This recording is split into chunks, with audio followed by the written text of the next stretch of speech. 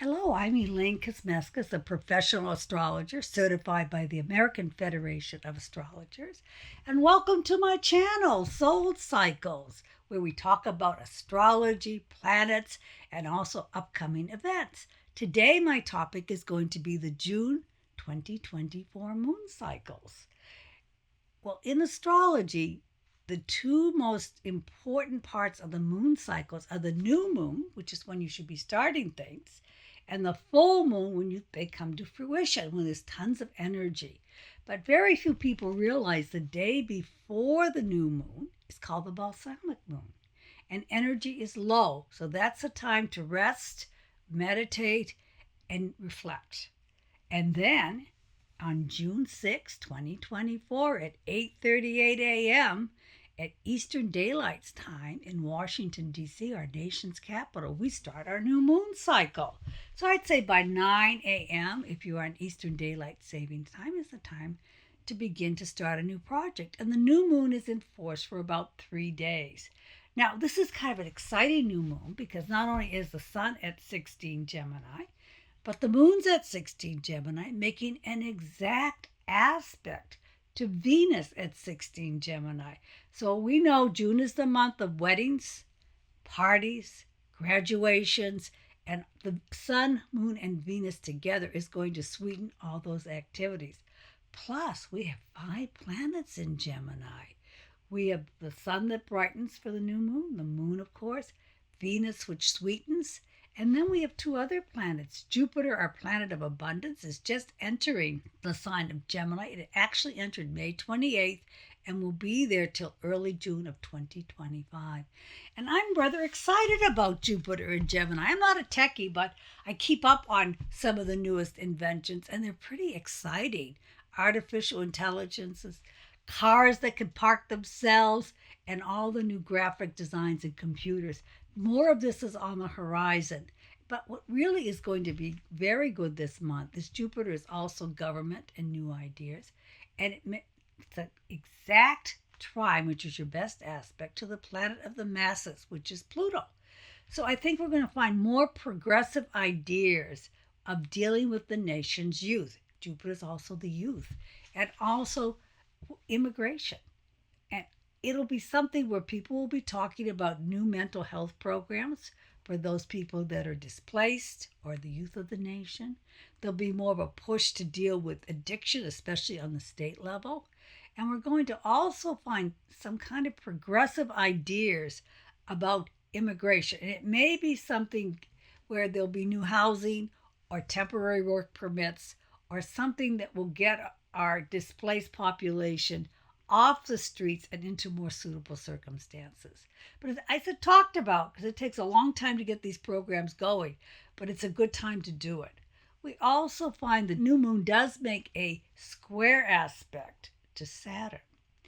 This can be a little difficult because it makes people opinionated, a little bit rigid in their thought, and the population doesn't want to budge too much. So try to be flexible, keep a positive attitude, and work on the good aspects of the June month, which would be using the Venus energy to decorate, using some of the Mercury energy to use our hands and our tools to fix up the backyard and make our environment more beautiful.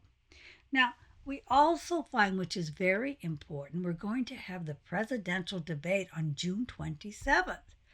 Well, I don't know what to say. I took a little peek at that, at both candidates' charts, and all I can say is one candidate might not show up, or the debate may be delayed, but we'll have to see what that brings.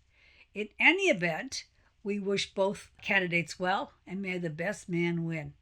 We'll have more on that when we do our next video.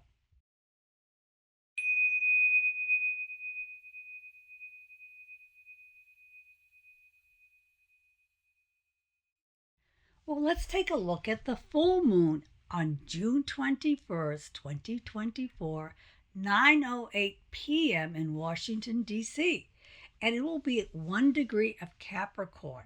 So the full moon is always exactly opposite the sun. So we have 2 very interesting polarities. The moon in Capricorn, which is very work-oriented, detailed, organized, And by the way, the moon is not that happy in the sign of Capricorn because the moon likes to have emotional energy. But in Capricorn, it says, let's get to work. Opposite the sun in Cancer, that says, let's stay home. Let's have a barbecue. Let's take the day off. So it's very important when the full moon occurs, which would be June 20th, 21, and 22nd, to have a good balance between the home and work responsibilities. Also, it's important to note that the sun, moon, and Venus and Mercury play a very important role. So we talked about the sun and moon being opposite each other, but the sun does make it a conjunction or is close to Mercury and close to Venus.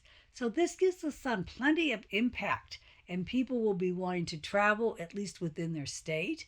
They'll want to beautify the environment and socialize.